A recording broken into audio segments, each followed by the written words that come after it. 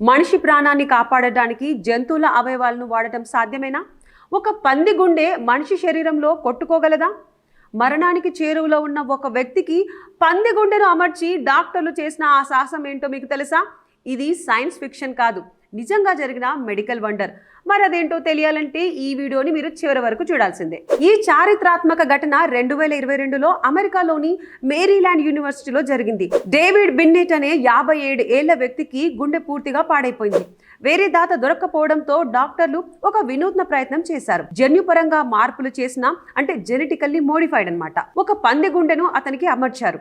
సాధారణంగా వేరే జంతువు అవయవాన్ని మన శరీరం అంగీకరించదు, రిజెక్ట్ చేస్తుంది.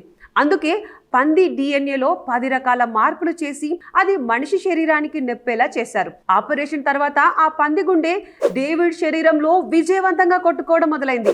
దీనినే జీనో ట్రాన్స్ప్లాంటేషన్ అని పిలుస్తారు. డేవిడ్ బిన్నెట్ ఆ కొత్త గుండెతో సుమారు 2 నెలల పాటు జీవించాడు. తర్వాత ఆయన మరణించినప్పటికీ అవయవదాతల కొరతతో ఏటా చనిపోతున్న లక్షలాది మందికి ఇది ఒక కొత్త ఆశనైతే ఇచ్చింది. భవిష్యత్తులో జంతువుల అవయవాలే మనుషుల ప్రాణాలను నిలబెట్టబోతున్నాయా అనే కొత్త ప్రశ్న మొదలైంది. టెక్నాలజీ ఇంతలా పెరగడంపై మీ అభిప్రాయం ఏంటి? జంతువుల అవయవాలు మనుషులకు అమర్చడాన్ని మీరు సమర్థిస్తారా? కింద కామెంట్ చేసి చెప్పండి. ఇలాంటి మరిన్ని interesting science and health facts కోసం ఇప్పుడే మా ఛానల్ను సబ్స్క్రైబ్ చేసుకోండి.